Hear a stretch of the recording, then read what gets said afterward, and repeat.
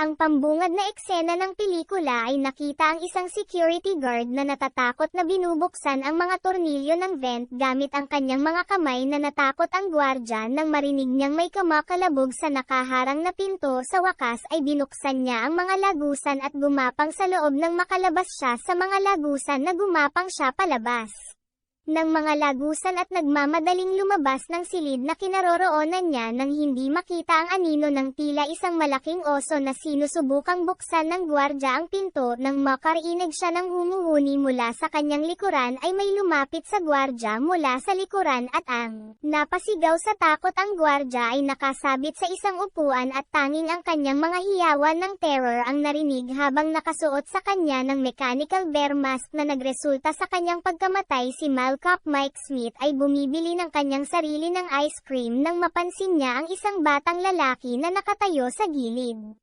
Ang kanyang sarili ay patuloy na nilinggan ni Mike ang bata nang makita niya ang isang lalaki na lumalapit sa batang lalaki na kumukuha ng hagdan sa ibang lugar. Ipinapalagay ni Mike na ang lalaki ay isang kidnapper ay tumakbo sa kanila at hinabol ang lalaki sa fountain at binugbog siya ng walang kabuluhan. Hinayla siya ng katrabaho ni Mike palayo sa lalaki. At Mike, saka napagtanto na ang lalaki pala talaga ang ama ng bata. Pagkatapos ng nangyari ay bumisita si Mike sa isang career counselor na nagngangalang Steve Ragan para humingi ng tulong, ngunit tinanggihan siya ng huli dahil may record si Mike na natanggal sa trabaho sa iba't ibang dahilan tulad ng insubordination. Ngunit nang basahin ni Steve ang buong pangalan ni Mike, tila may napagtanto siya at nagpas siyang mag-alok kay Mike ng trabaho bilang isang night guard sa isang abandonadong kainan na tinatawag na Freddy Fazbear's Pizza. Tinanggihan ni Mike ang alok na trabaho dahil hindi siya makapag-night shift dahil sa kanyang ang nakababatang kapatid na si Abby. Ay inabot pa rin ni Steve ang kanyang call card kay Mike. Baka sakaling magbago ang isip niya ay umuwi na si Mike at umalis na ang yaya ni Max Abby. Pagdating niya ay tiningnan ni Mike si Abby sa kwarto nito at nakita niyang nagdo-drawing ito nang tanungin niya ang tungkol sa pagguhit ni Abby. Sumagot na ang mga karakter sa kanyang pagguhit ay ang kanyang mga kaibigan. Si Mike pagkatapos ay pumunta sa kanyang silid upang matulog. Habang siya ay natutulog na naginip si Mike tungkol sa nangyari ilang taon na ang nakalilipas. Nasaksihan ni Mike ang kanyang nakababatang kapatid na si Garrett na kinidnap ng isang hindi kilalang lalaki. Isang batang si Mike ay tumakbo pagkatapos ng kotse at kalaunan sa isang may sapat na gulang. Nakita si Mike na sumisigaw sa pangalan ng kanyang kapatid habang pinagmamasdan niya ang pagkawala ng sasakyan sa kanyang paningin. Kinabukasan nakipagkita si Mike kay Dr. Leland at sa kanyang pakana na Tita Jane na nagbabalak na kunin si Abby para lamang makatanggap ito ng sustento sa bata.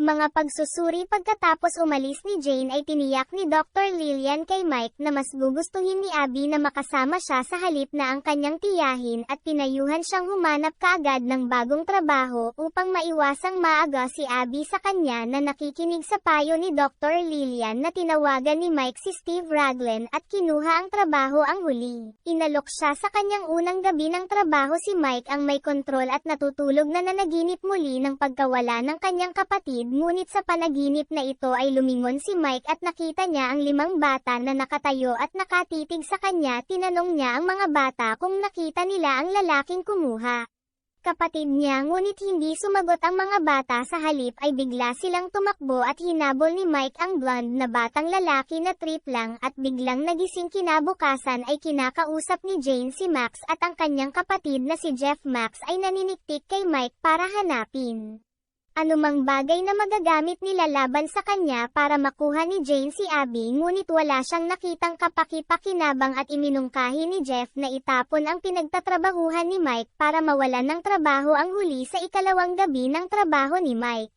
Sabi ng bata, inatake siya ng kawit na naputol ang braso niya. Nang lingunin ni Mike ang bata, biglang sumigaw ang hagdan na may lumabas na itim na tinte sa mata niya. Nagising si Mike sa kuryenteng kumikilos at pumunta siya sa power generator. Hindi Napansin ang mga nakasulat sa salamin at si Foxy, isa sa mga animatronic na mascot na nakatayo sa tabi ng bukas na pinto matapos ayusin ang kuryente, ay binisita ang kainan ng isang babaeng pulis na nagngangalang Vanessa Shelley na panakanak ang bumibisita sa kainan na itinuro ni Vanessa ang hiwa sa ang braso ni Mike at tinulungan siyang itama ang sugat. Binanggit ni Vanessa na hindi magtatagal ang security hire sa Freddy's dahil bukod sa mababang sweldo ay may malaking balita tungkol sa pagkawala ng mga bata sa Freddy noong dekada 80, kung kaya't ang lugar ay isinara. Ang lugar ay pagkatapos ng Mike's shift. Kinabukasan ay pinasok ni Jeff at ng kanyang mga kaibigan na sina Carl at Hank ang lugar at itinapon ang lahat ng bagay na nasa kusina ni Carl, kung saan siya pinatay ng mga animatronic na mascot na chika na manok, at Mr. Cupcake. Nakita ni Hank ang nangyayari at tumakas papunta sa isang storage room kung saan pinatay siya ni Bonnie the Rabbit. Si Jeff na nakakita kay Hank na tumatakbo palayo sa CCTV camera ay nagtungo upang tingnan kung ano ang nangyayari at sinubukang tumakas. Sa sandaling makita niya si Bonnie, ang kanyang pagkamatay ay hindi maiiwasan ng ma-corner siya ni Foxy, ang pirata na si Max na ang kanina pa naghihintay sa labas. Ang itinalagang driver ng grupo at nagpas siyang hanapin si Jeff at ang kanyang mga kaibigan sa loob ng kainan. May nakita siyang isang bata at sinundan ito sa silid kung saan nilikha ang mga mascot. Isang usyosong si Max ay lumapit sa mascot na gintong si Freddy nang biglang may umabot na kamay.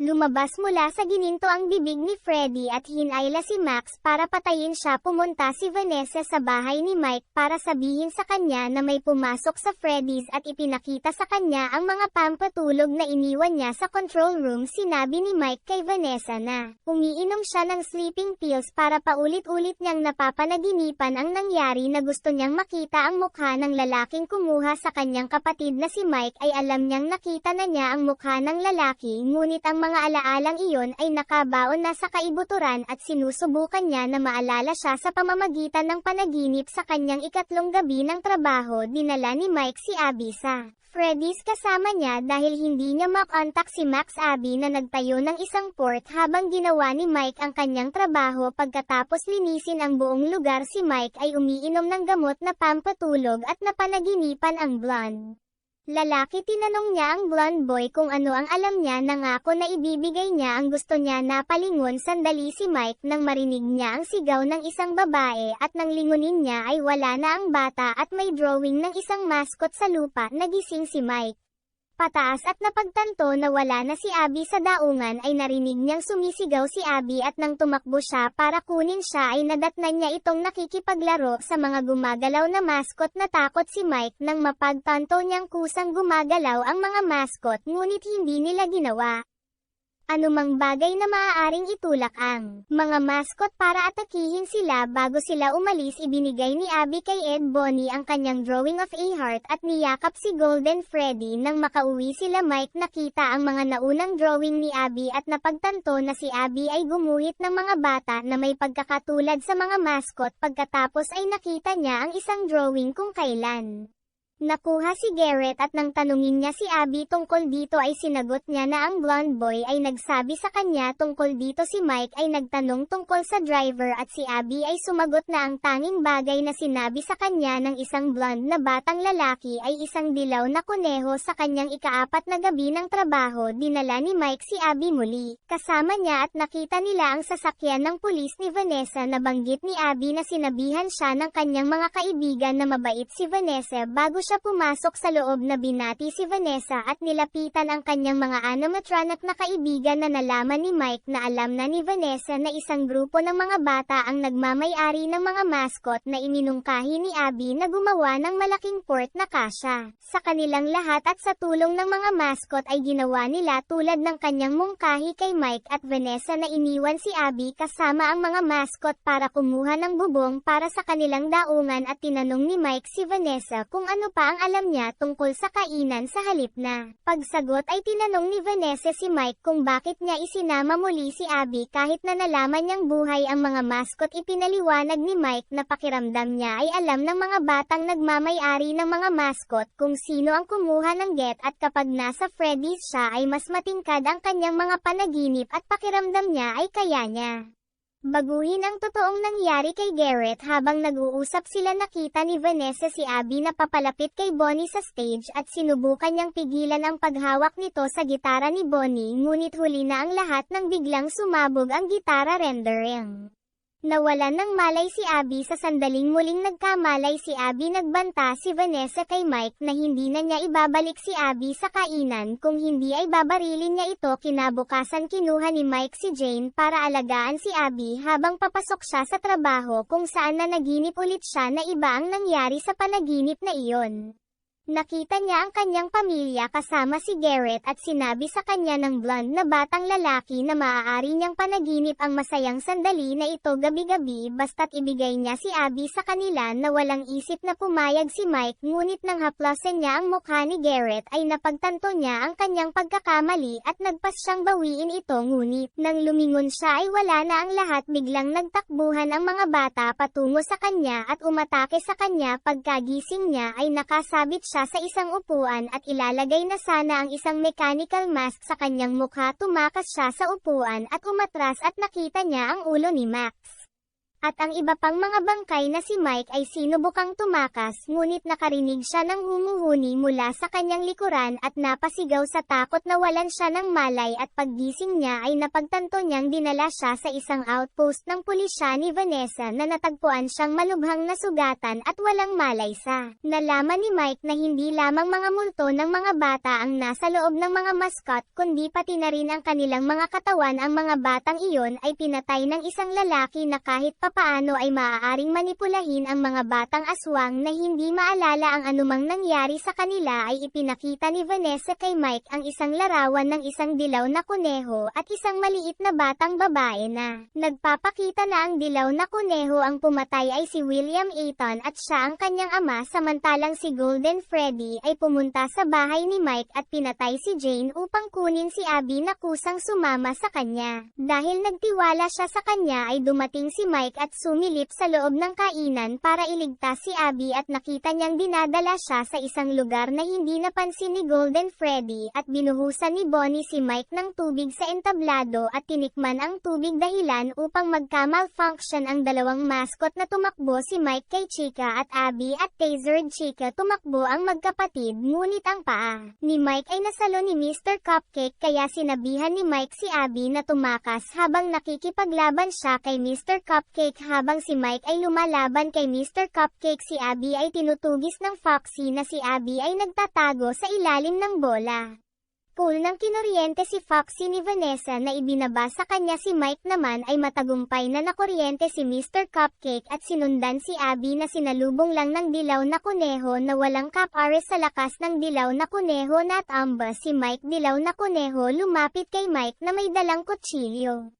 Handang patayin siya, ngunit dumating si Vanessa at pinigilan siya kaya tinanggal ng dilaw na kuneho ang kanyang maskara na inihayag si Steve Raglan na siya pala si William Eaton. Habang kaharap ni Vanessa ang sarili niyang ama, nagising si Mike at sinabihan si Abby na iguhit kung ano talaga nangyari sa mga batang multo para matulungan niya silang makita kung sino ang totoong masamang tao. Ginawa ni Abby ang sinabi sa kanya at nang mapansin siya ni William ay binitawan niya si Vanessa para mapuntahan si Abby, ngunit pinigilan muli ni Vanessa si William na ayaw niyang makasakit ng isa pang bata.